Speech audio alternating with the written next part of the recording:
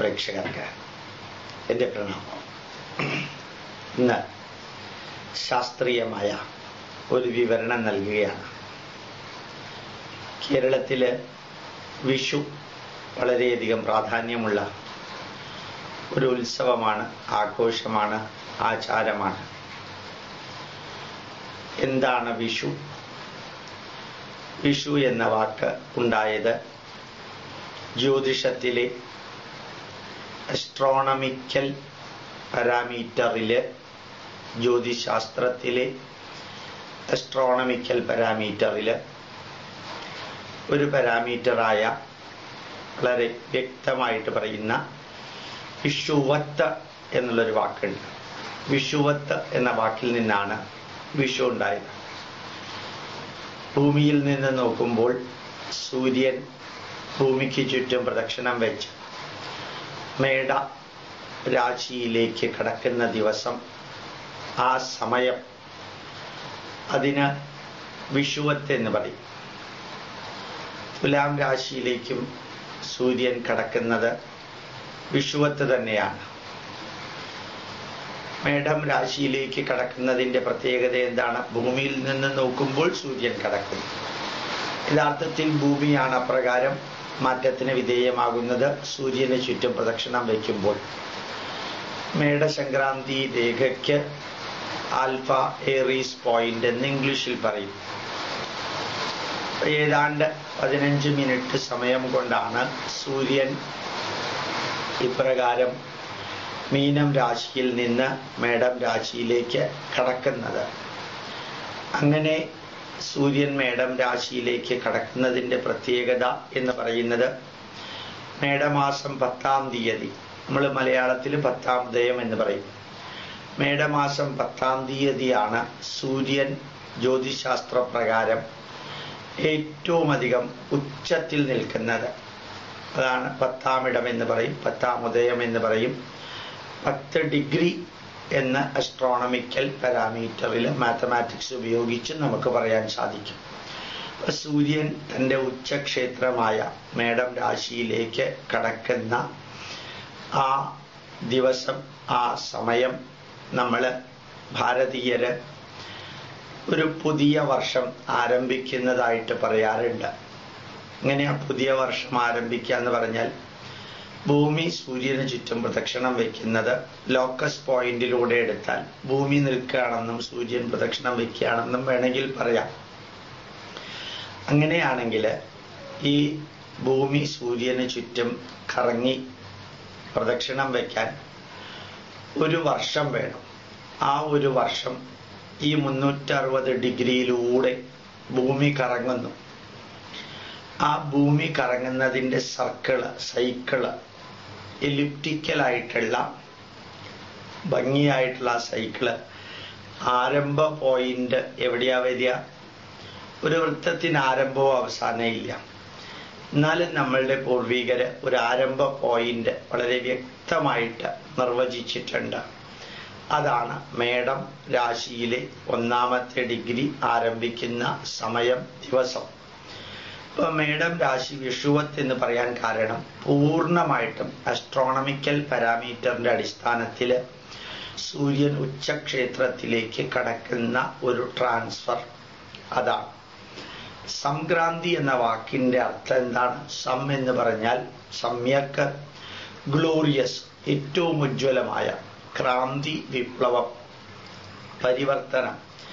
മേടസംക്രാന്തി എന്ന് പറഞ്ഞാൽ മീനം രാശിയിൽ നിന്ന് സൂര്യൻ മേടം രാശിയിലേക്ക് പരിവർത്തനം ചെയ്യുന്ന ദിവസം, സമയം. ആ സംക്രാന്തിക്ക് ഉള്ള പ്രത്യേകത എന്താണ്? ഭാരതീയ ആചാരപ്രകാരം ഒരു പുതിയ വർഷം ആരംഭിക്കുന്നു.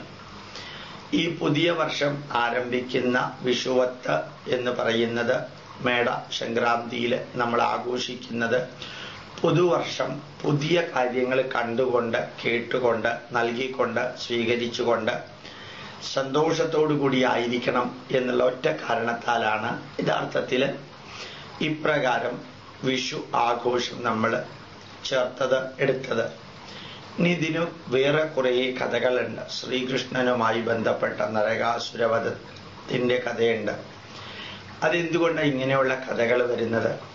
ശുദ്ധ ശാസ്ത്രം കൊണ്ട് നമുക്ക് ആഘോഷം സാധ്യമല്ല. ഏത് ആചാരങ്ങളിലും ആഘോഷങ്ങളിലും ഭാരതത്തെ സംബന്ധിച്ചിടത്തോളം സയൻസ് ഉണ്ടാവണം, അതിനകത്ത് മനഃശാസ്ത്രം ഉണ്ടാവണം, അതിനകത്ത് ശാരീരികമായ നന്മ വരുത്തുന്ന ഒരു തരം ശാസ്ത്രം ഉണ്ടാവണം, കുടുംബബന്ധം ദൃഢമാക്കുന്ന ആസ്പെക്റ്റുകൾ ഉണ്ടാവണം, സോഷ്യൽ ബോണ്ടേജ് നിലനിർത്തുകയും വർദ്ധിപ്പിക്കുകയും ചെയ്യുന്ന ചില പാരാമീറ്ററുകൾ ഉണ്ടാവണം, അതേപോലെ നാഷണൽ ഇന്റഗ്രേഷൻ. ഭാരതീയമായ ഏത് ആചാരമെടുത്താലും ഈ മനസ്സ്, ശരീരം, കുടുംബം, സമൂഹം, രാഷ്ട്രം ഇങ്ങനെയുള്ള പാരാമീറ്ററിൽ എല്ലാം പ്രത്യക്ഷമായിട്ടും പരോക്ഷമായിട്ടും അതിൽ ചേർന്നിട്ടുണ്ടാവും. അതിനകത്ത് ആത്മീയതയും ചേർത്തിട്ടുണ്ടാവും. അങ്ങനെയാണ് യഥാർത്ഥത്തില് ഈ വിഷു എന്ന് പറയുന്ന ശുദ്ധ ജ്യോതിശാസ്ത്ര സംബന്ധമായ ഒരു പാരാമീറ്ററിനെ ഭാരതീയര് ഭാഗവതത്തിന്റെയും മഹാഭാരതത്തിന്റെയും കഥകൾ കൂടി ചേർത്ത് കൊഴുപ്പിക്കാൻ ശ്രമിച്ചത്. അങ്ങനെ കൊഴുപ്പിക്കുക എന്ന് പറഞ്ഞു കഴിഞ്ഞാൽ നമ്മുടെ മനസ്സിനകത്ത് കുറേ കൂടി ദൃഢമായ ഒരു ചിന്തയുണ്ടാക്കാം. എല്ലാവരും ലോകത്തിലെ ശാസ്ത്രജ്ഞന്മാരല്ലല്ലോ. അപ്പൊ സയൻസ് കൊണ്ട് എല്ലാവർക്കും കാര്യങ്ങൾ ഗ്രഹിച്ച് ഇൻസ്പിറേഷൻ ലഭിക്കാൻ സാധിക്കില്ല. അപ്പൊ ശാസ്ത്രത്തോടൊപ്പം വിദ്യാംച അവിദ്യാംച യസ്തത് വേദോഭയം സഹ അവിദ്യയാ മൃത്യും തീർത്വാ വിദ്യയാമൃതമശ്നുതി. വിദ്യ എന്ന് പറയുന്ന eternal experienceable spiritual knowledge, external experiential spiritual knowledge എന്ന് പറയാം, അത് വിദ്യ. അവിദ്യ എന്ന് പറയുന്നത് എക്സ്റ്റേണൽ എക്സ്പെരിമെന്റബിൾ സയന്റിഫിക് നോളജ്. അങ്ങനെയുള്ള അവിദ്യയും വിദ്യയും അവിദ്യയാ മൃത്യും തീർത്വ സയന്റിഫിക് ആൻഡ് ടെക്നോളജിക്കൽ നോളജ് കൊണ്ട് ജീവിത ദുഃഖങ്ങളെ അതിജീവിച്ച് വിദ്യയാമൃതമശ്നുതി ആത്മീയമായ വിദ്യ കൊണ്ട് അമരത്വത്തെ പ്രാപിക്കാം, ശാശ്വതമായ സമാധാനത്തെ പ്രാപിക്കാം. അപ്പൊ ഭാരതീയ ആചാര വിചാര വിശ്വാസ സങ്കല്പങ്ങളിലെല്ലാം സയൻസും ചേർന്നിട്ടുണ്ടാവും, ആത്മീയതയും ചേർന്നിട്ടുണ്ടാവും. ഇതിന്റെ ഇന്റഗ്രേഷനാണ് ഭാരതം. അതിൽ സയൻസ് എന്ന് പറയുന്ന സൈക്കോളജിക്കൽ എലിവേഷൻ ആവാം, ഫിസിയോളജിക്കൽ ഹെൽത്ത് ഇംപ്രൂവ്മെന്റ് പാരാമീറ്റർ ആവാം, അതേപോലെ സോഷ്യോളജിക്കൽ ആസ്പെക്ട് പ്രകാരം family relation, family bondage, social bondage enrichment ആകാം, പിന്നെ നാഷണൽ ഇന്റഗ്രേഷൻ. അപ്പൊ ആത്മീയതയും ഭൗതികതയും ഒരുമിച്ച് ചേരുന്ന ആഘോഷങ്ങൾ മാത്രമാണ് ഭാരതത്തിലുള്ളത്. ആത്മീയതയ്ക്ക് മാത്രമായിട്ടുള്ളൊരു ആഘോഷമില്ല, ശാസ്ത്രത്തിന് മാത്രമായിട്ടുള്ളൊരു ആഘോഷവും ഭാരതത്തിലില്ല. അങ്ങനെ വിഷു എന്ന് പറയുന്നത് ആത്മീയതയും ശാസ്ത്രവും സമഗ്രമായി സമഞ്ജസപ്പെടുന്ന ഒരു ആഘോഷത്തില് നമ്മൾ രാവിലെ കണി കാണുന്നു. ഞാൻ എല്ലാവരോടും പറയാറുണ്ട്, എല്ലാ ദിവസവും നമുക്ക് വിഷു ആവട്ടെ എന്നുള്ളത്. രാവിലെ 5:30 മുമ്പ് ഉണരണം, കിടക്കയിലിരുന്ന് കണ്ണടച്ചൊരു 30 സെക്കൻഡ് പ്രാർത്ഥിക്കണം, എന്നിട്ട് ഭൂമി തൊട്ട് തലയിൽ വെക്കണം. ഈ വിഷു ദിവസം മാത്രം കണ്ണ് തുറക്കുന്നതിന് മുൻപ് നമ്മുടെ പൂജാമുറിയിൽ വെച്ചിരിക്കുന്ന ശ്രീകൃഷ്ണ വിഗ്രഹം, പിന്നെ പ്രകൃതി വിഭവങ്ങളായ ചക്ക, മാങ്ങ, വെള്ളരിക്ക, കൊന്നപ്പൂവ്, സ്വർണം, അരി, കുങ്കുമം തുടങ്ങിയ കാര്യങ്ങൾ നിങ്ങളുടെ നാട്ടിൽ എന്തെല്ലാമാണോ വെക്കുന്നത് അതെല്ലാം വെക്കുക. എന്താണ് വെക്കേണ്ടതെന്ന് ചോദിച്ചാൽ പുരാണങ്ങളിലും ഇതിഹാസങ്ങളിലും ഒന്നും അത് പറഞ്ഞിട്ടില്ല. നിങ്ങൾക്ക് ഇഷ്ടമുള്ളത് വെക്കാം, ചേനയും ചേമ്പും വെക്കേണ്ടെന്ന് മാത്രം. അതേപോലെ കേരളീയർക്ക് ഏറ്റവും അധികം ഇപ്പോൾ ഉപയോഗിക്കുന്ന ലിക്കറും മാംസവും അതും വെക്കാറില്ല. ഇനി ആരെങ്കിലും എവിടെയെങ്കിലും വെക്കുന്നുണ്ടോ എന്ന് എനിക്ക് അറിഞ്ഞൂടാ. അങ്ങനെ ഉണ്ടെങ്കിൽ അത് വേണ്ട. പ്രകൃതി വിഭവങ്ങൾ നിങ്ങൾക്ക് ഇഷ്ടമുള്ളതെല്ലാം വെക്കാം. വെള്ളരിക്ക വെക്കാം, മാങ്ങ വെക്കാം, നാളികേരം വെക്കാം, അരി വെക്കാം, ചക്ക വെക്കാം, ഏതെങ്കിലുമൊക്കെ ഫ്രൂട്ട്സുകൾ വെക്കാം. അതുകൂടാതെ കൊന്നപ്പൂ നിർബന്ധമായിട്ട് വെക്കാറുണ്ട്. ഞാൻ കഴിഞ്ഞ ആഴ്ചയിൽ ചൈനയിൽ പോയിരുന്നു. അവിടെ കൊന്നപ്പൂ ഇല്ലാത്തതുകൊണ്ട് വേറൊരു മഞ്ഞ നിറത്തിലുള്ള പൂവാണുള്ളത്. ചൈനയിലെ മലയാളികൾ വിഷുവിന്റെ ദിവസം ആ മഞ്ഞപ്പൂ വാങ്ങിക്കുമെന്ന് പറഞ്ഞ് എല്ലാ കടകളിലും ആയിരക്കണക്കിന് പൂച്ചെണ്ടുകൾ കൊണ്ടുവന്ന് വെക്കാറുണ്ട്. അത്രയും അവിടെ കൊന്നപ്പൂ അവൈലബിൾ അല്ല, തത്തുല്യമായിട്ടുള്ള ഒരു മഞ്ഞപ്പൂ വെക്കുന്നു. അത് മതി. നമുക്ക് വിദേശത്തില് കേരളീയരെ പോലെ തന്നെ കേരളത്തിൽ നടത്തുന്ന പോലെ തന്നെ നടത്താനൊന്നും സാധിച്ചൊന്നും വരില്ല. അപ്പൊ നമുക്ക് ലഭിക്കുന്ന എല്ലാ കാര്യങ്ങളും ചേർത്ത് നമ്മൾ ഭംഗിയായിട്ട് വിളക്ക് 5 തിരി വെച്ച് കത്തിച്ച് നമ്മൾ രാവിലെ ഉണർന്ന് 5:30 മുമ്പ് ഉണർന്ന് കണ്ണടച്ച് പൂജാമുറിയിൽ ചെന്ന് കണ്ണ് തുറന്ന് ആ കണി കണ്ട് നമസ്കരിച്ച് പിന്നെ കുളിച്ച് എല്ലാം റെഡിയാവുക. അതായത് ഒരു ചിട്ടയും വട്ടവും ഒരു ജീവിതത്തിൽ ഉണ്ടാക്കുന്ന ദിവസമായി തീരട്ടെ ഈ മേടസംക്രാന്തി ദിവസം, വിഷുവത്ത് എന്ന് പറയുന്ന വിഷു. ഇനി അന്നത്തെ ദിവസം ഒരു കാരണവശാലും അന്നും വേറൊരു ദിവസവും ലിക്കർ കഴിക്കരുത്. സന്തോഷത്തിന്റെ പേരിലായാലും ദുഃഖത്തിന്റെ പേരിലായാലും ഓർമ്മയുടെ പേരിലാണെങ്കിലും കേരളീയർ ഈ മദ്യം കഴിക്കുന്നത് നിർത്തണ്ടേ. ഞാൻ എൻ്റെ കുടുംബാംഗങ്ങളോട് പറയാം. അതേപോലെ മറ്റൊരു മൃഗത്തിന്റെ മാംസവും ചോരയും കൊണ്ട് മനുഷ്യന്റെ മാംസവും ചോരയും ഉണ്ടാക്കുന്നതൊക്കെ ഒഴിവാക്കണം. നമുക്ക് നല്ല സസ്യാഹാരം ഇപ്പൊ ലഭിക്കുന്നുണ്ടല്ലോ.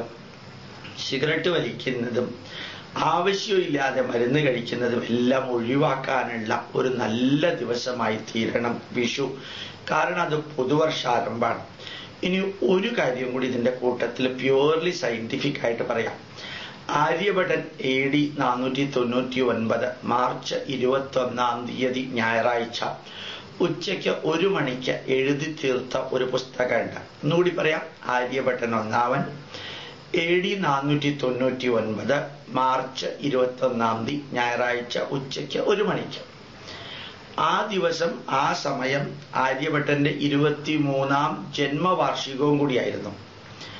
AD 499 ഈ മാർച്ച് 21 ഞായറാഴ്ച ഉച്ചയ്ക്ക് 1 മണിക്കായിരുന്നു വിഷുവത്ത് എന്ന് പറയുന്ന മേടസംക്രാന്തി. അവിടെ നിന്ന് ഇങ്ങോട്ട് 1511 വർഷം കഴിഞ്ഞു. 1511 വർഷം കഴിഞ്ഞപ്പോഴത്തേക്കും വിഷുവത്ത് മാർച്ച് 21 നിന്ന് ഏപ്രിൽ 14 മാറി. എങ്ങനെയാ ഇത് മാറിയറിയാമോ? പ്രത്യേക വർഷത്തിൽ അയനാചലനം 1 മിനിറ്റ് ഒരു വർഷത്തിൽ സംഭവിക്കുന്നുണ്ട്. 1 ആംഗുലർ മിനിറ്റ് വെച്ച് ഭൂമി ഡ്രിഫ്റ്റ് ചെയ്യുന്നുണ്ട്. ഈ റവല്യൂഷനിൽ സൂര്യന് ചുറ്റുമുള്ള പ്രദക്ഷിണം വെക്കലില് റൊട്ടേഷനും റവല്യൂഷനും കാരണം, ഭ്രമണവും പ്രദക്ഷിണവും കാരണം ഭൂമി ഡ്രിഫ്റ്റ് ചെയ്യുമ്പോൾ ഓരോ വർഷവും 1 ആംഗുലർ മിനിറ്റ് വെച്ച് വ്യത്യാസപ്പെടുന്നത് കൊണ്ട് 1 വർഷത്തിന് 1 ആംഗുലർ മിനിറ്റ് പ്രകാരം നിങ്ങൾ നോക്കിയാൽ അറിയാം ഏതാണ്ട് 1500 വർഷത്തിന് 1500 ആംഗുലർ മിനിറ്റ് ഡിവൈഡഡ് ബൈ 60 അത്ര ഡിഗ്രി ഭൂമി ഡ്രിഫ്റ്റ് ചെയ്തിട്ടുണ്ട്. അത്രയും ഡിഗ്രി ഭൂമി ഡ്രിഫ്റ്റ് ചെയ്യുമ്പോൾ ഒരു ഡിഗ്രിക്ക് ഏതാണ്ട് 1 ദിവസം വെച്ച് വ്യത്യാസം വരുന്നതനുസരിച്ചാണ് മാർച്ച് 21 നിന്ന് മേടസംക്രാന്തി സാവധാനത്തിൽ മാറി മാറി മാറി ഏപ്രിൽ 14 അല്ലെങ്കിൽ ഏപ്രിൽ 15 അതിലേക്ക് കടന്നത്. ഈ കടക്കുന്നത് അതുപോലും സയന്റിഫിക് ആയിട്ട് കാൽക്കുലേറ്റ് ചെയ്യാൻ സാധിക്കുന്നതാണ്. നമ്മുടെ കലണ്ടറുകളിലെല്ലാം വിഷു സംക്രാന്തി മേടസംക്രാന്തി സമയം കാൽക്കുലേറ്റ് ചെയ്ത് ഇട്ടിരിക്കുന്നത്. അത് ജ്യോതിഷപ്രകാരം കാൽക്കുലേറ്റ് ചെയ്തതാണ്. അത് നാഷണൽ ഫിസിക്കൽ ലാബറട്ടറി അഹമ്മദാബാദോ അവരൊന്നും കണ്ടുപിടിച്ചതല്ല. പ്യൂർലി ജ്യോതിഷപ്രകാരം തന്നെ അസ്ട്രോണമിക്കൽ ഇൻസ്ട്രുമെന്റുകൾ പോലും ഉപയോഗിക്കാതെ കാൽക്കുലേറ്റ് ചെയ്തെടുത്തതാണ് ഭാരതീയ മാത്തമാറ്റിക്കൽ ഹെറിറ്റേജിന്റെ ആസ്പെക്ട് അനുസരിച്ച് വിഷു ആഘോഷിക്കാന്ന് പറയുന്നത്. നിങ്ങൾ ലോകത്തിൽ എവിടെയാണെങ്കിലും നിങ്ങളുടെ മക്കൾക്ക് നിങ്ങളെക്കാൾ പ്രായം കുറഞ്ഞവർക്ക് നിങ്ങൾ ഒരു നാണയം വിഷുക്കൈ നീട്ടായിട്ട് കൊടുക്കണം. നിങ്ങൾ ബന്ധുക്കളെല്ലാം ഒരുമിച്ച് ഇരിക്കണം. ഇതേപോലെയുള്ള സയന്റിഫിക് കാര്യങ്ങളെക്കുറിച്ച് ചർച്ച ചെയ്യണം. കേരളത്തിലെ രാഷ്ട്രീയത്തെക്കുറിച്ചോ അല്ലെങ്കിൽ ഭാരതത്തിലെ രാഷ്ട്രീയത്തെക്കുറിച്ചോ ഇന്ന് ഈ ദിവസം വിഷുവിന്റെ ദിവസം സംസാരിക്കേണ്ട. നല്ല കുറേ പോയിന്റുകൾ അങ്ങോട്ടും ഇങ്ങോട്ടും പറഞ്ഞു കൊടുത്ത് നമ്മുടെ നാടിന്റെ പൈതൃകം എങ്ങനെയാണ് പഠിച്ച് പ്രചരിപ്പിക്കുക എന്നും സനാതന ധർമ്മത്തിന് എന്തെല്ലാം നമുക്ക് ചെയ്യാൻ സാധിക്കുമെന്നും അത് ഇന്റർനെറ്റും ഇമെയിലും ഇലക്ട്രോണിക് മീഡിയയും ഉപയോഗിച്ച് ഇതിനെ എങ്ങനെ നന്മ നിറഞ്ഞ രീതിയിലേക്ക് വിഷുവിനെ അല്ലെങ്കിൽ വിഷു പോലെയുള്ള ആഘോഷത്തെ മനുഷ്യ മനസ്സുകളുടെ നന്മയ്ക്കും മനുഷ്യന്റെ ശരീരത്തിന്റെ ആരോഗ്യത്തിനും മനുഷ്യന്റെ കുടുംബ ബന്ധം ദൃഢമാക്കുന്നതിനും സാമൂഹിക ബന്ധം സനാതന ധർമ്മത്തെ അനുനിമിഷം വളർത്തുന്നതിനും പരമപവിത്രമായ ഭാരതത്തിന്റെ ഐക്യം ഉദ്ഗ്രഥനം ഇവയ്ക്കും വേണ്ടി നമുക്ക് നിരന്തരം പ്രവർത്തിക്കാം. ലഹരി കൊണ്ട് മദ്യം ഉപയോഗിച്ച് നമ്മുടെ ശരീരത്തെ നശിപ്പിക്കാതിരിക്കാം. മറ്റ് മൃഗങ്ങൾ അനുഭവിക്കുന്ന തീവ്രമായ വേദന അതിനെ കൊന്ന് കുഴിച്ചുമൂടി അതിൻ്റെ ശവശരീരം തിന്ന് നമ്മുടെ ശരീരം പോഷിപ്പിക്കാതിരിക്കാം. ലോകത്തിലെ എല്ലാ ജനതയും വെജിറ്റേറിയനിസത്തിലേക്ക് പോകുമ്പോൾ നമുക്കും പൂർണ്ണമായും വെജിറ്റേറിയനിസത്തിലേക്ക് പോകാം. അത് ശാസ്ത്രീയമാണ്, ശാസ്ത്രമാണ്. അപ്പോൾ വിഷുവിന്റെ എല്ലാ ആശംസകളും നിങ്ങൾക്ക് നൽകിക്കൊണ്ട് വിഷുവിന്റെ നന്മകൾ നിങ്ങൾക്ക് ലഭിക്കട്ടെ എന്ന് പ്രാർത്ഥിച്ചുകൊണ്ട് ജീവിതത്തിലെ എല്ലാ മണ്ഡലങ്ങളിലും ശോഭിച്ച ശ്രീകൃഷ്ണനെ ഓർമ്മിക്കാനും ഹാർവാർഡ് യൂണിവേഴ്സിറ്റിയിലും അമേരിക്കയിലെ 186 യൂണിവേഴ്സിറ്റികളിലും പഠിപ്പിക്കുന്ന ഭഗവത്ഗീതയുടെ ജ്ഞാനയോഗവും കർമ്മയോഗവും ഭക്തിയോഗവും പഠിക്കാനും നിങ്ങൾക്ക് ഇന്നത്തെ ദിവസം സാധിക്കട്ടെ. ശ്രീകൃഷ്ണനെ കണി കാണുമ്പോൾ ഓർമ്മിക്കാം, ശ്രീകൃഷ്ണൻ എല്ലാവരുമായിട്ടും അറ്റാച്ച്ഡ് ആയിരുന്നു. ആരുമായിട്ട് ശ്രീകൃഷ്ണന് ബോണ്ടേജ് ഉണ്ടായിരുന്നില്ല. എല്ലാവരുമായിട്ട് ബന്ധം ഉണ്ടായിരുന്നു, ആരുമായിട്ട് ബന്ധനം ഉണ്ടായിരുന്നില്ല. ഈ ബന്ധനമില്ലാത്ത ഒരു ജീവിതത്തിൽ നമ്മൾ എത്ര കാലം ഭൂമിയിൽ ജീവിക്കുന്നു അത്രയും കാലം നന്മ നിറഞ്ഞ രീതിയിൽ ജീവിക്കാനുള്ള ഒരു പ്രതിജ്ഞ വിഷുവിന്റെ ദിവസം നമുക്ക് എല്ലാവർക്കും ഭാരതത്തിലെ ഹിന്ദുവിനും ക്രിസ്ത്യാനിക്കും മുസൽമാനും സ്വീകരിക്കാം. ഭാരതത്തിലെ എല്ലാ ക്രിസ്ത്യാനികളോടും മുസ്ലിങ്ങളോടും എനിക്ക് പറയാനുള്ളത്, ഭാരതത്തിന്റെ പൈതൃകം നിങ്ങളുടെ പൈതൃകമാണ്. നിങ്ങളും വിഷു ആഘോഷിക്കണം, നിങ്ങളും ഓണം ആഘോഷിക്കണം, നിങ്ങളും വിജയദശമി ആഘോഷിക്കണം, നിങ്ങളും വിനായക ചതുർത്ഥി ആഘോഷിക്കണം. ഡോക്ടർ ജോസഫ് പുലിക്കുന്നേൽ പറഞ്ഞതുപോലെ, ഡോക്ടർ CI ഐസക് പറഞ്ഞതുപോലെ, ഡോക്ടർ ടോണി മാത്യു പറഞ്ഞതുപോലെ, I am a Hindu, my ഇഷ്ടദേവത ഈസ് ജീസസ് ക്രൈസ്റ്റ്. എന്റെ ഇഷ്ടദേവത യേശു ക്രിസ്തു ആയിരിക്കും, പക്ഷെ ഞാനൊരു ഹിന്ദുവാണ് എന്ന് പ്രഗത്ഭരായ ക്രിസ്ത്യാനികൾ പറയാൻ തുടങ്ങിയിരിക്കുന്നു. അതേപോലെ മതപരിവർത്തനത്തിനെതിരെയും നമ്മുടെ സംസ്കാരത്തെ നിലനിർത്തുന്നതിനും നമ്മുടെ രാഷ്ട്രത്തിന്റെ മഹത്വമേറിയ പൈതൃകം പഠിപ്പിക്കുന്നതിനുമുള്ള ഒരു ദിവസമായി തീരട്ടെ വിഷു എന്ന് ആശംസിക്കുന്നു. പ്രണാമം, നമസ്കാരം.